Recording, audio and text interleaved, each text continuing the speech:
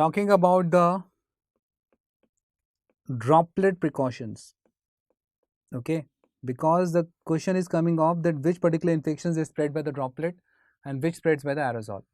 Okay, so firstly you should have this idea that what is a droplet. So respiratory droplet, okay, the respiratory droplet is the large particles, okay, large particles more than 5 micron in size. Okay, how much they are? They are more than 5 micron in size and they are the large particles, that is termed as respiratory droplet, generated by a patient while coughing, sneezing or talking. Okay, so coughing, sneezing or talking, these are the various steps by which these particular droplets they are being produced. Okay, and the transmission of these large droplets does not happen beyond 3 feet. Okay, so their transmission happens mostly within which range? Less than 3 feet. Okay, but the important to remember is which all things are there in this particular one, because that's a confusion, that which all are involved up in causing the infections by this particular route. Okay, for that I have made a mnemonic, not so good, but if you are able to remember some things out of it, then that will prevail. Okay, so the mnemonic is MDH in parts per million. MDH you know na, that masala and all. So MDH in the parts per million is very awesome. Okay, this is the mnemonic. And what about this M? M is meningococci. M is what? M is meningococci. So this is a droplet mainly. D is diphtheria. Okay, the D is diphtheria and the H is Hib. That is a Haemophilus influenza type B. So they are involved up in the droplets.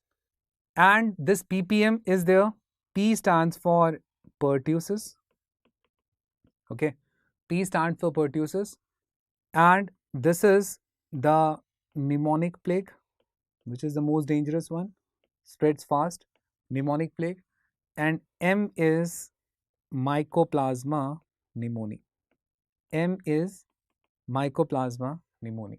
Size is more than 5 micron. Then this I is also important. That is the influenza one. Okay, influenza virus. And this S is the most important, your favorite, SARS coronavirus 2, which leads to which disease? That is the COVID-19. Which leads to which disease? That is the COVID-19. Okay, so basically if we talk about the bacteria, these are the bacteria and rest of all others are what? Viruses only. And this V also sounds the same thing. It associates with all those that cause of what? Viral hemorrhagic fever. And this particular thing you already know that viral hemorrhagic fever is done by whom? Two important ones are Marburg and Ebola. Okay, kya bola? Marburg and Ebola. And one important name you can add to the list is Lassa. So they are also associated with the droplet spread. Then O, this O is, which is written up here, awesome, which starts with the O here. So these terms at what? Other viruses. Okay, other viruses which are associated with this particular droplet spread. In them, what can help you is RMP. RMP can help in remembering this droplet one. This R is what? That is the rhino. Okay, this M is what? This is termed as the mumps. And this P is what? That is termed as parvovirus B19. Parvovirus B19. And from this R only, you remember the other name also, that is termed as rubella. Okay, rubella, and this is rhino, this is mumps, and this is parvo. Okay, so this particular RMP will help you to remember the other viruses which involved up in what? The droplet spread. Okay, and there is no points in guessing that in this A also there, and that A you can include up here and can say ARMP, and this A is what? Adeno. Adenovirus is involved up in the droplet spread. I know this is like absurd one, but still in the exam, if you're able to remember something out of it, that will help. Okay, and what is that? the MDH, that masala, in ppm, that is parts per million, is very awesome. Okay, so M is meningo, D is diphtheria, H is HIV, then P is pertussis, another P is pneumonic plague, M is mycoplasma pneumoniae. Okay, so these are what? These are the bacteria up till that, MDH and ppm. After that comes the viruses. And I is influenza virus, S is SARS coronavirus 2, V is viral hemorrhagic fever. Okay, then in this awesome, you have other viruses. Other viruses you can remember by what? RMP, rubella and rhino, along with the mumps and the parvo B19. And this RMP is a single one, ARMP. So A is what? Adeno. So this particular thing helps you to remember those which spreads by the droplet. First clear. Okay, now talk about the aerosols. And what is aerosols?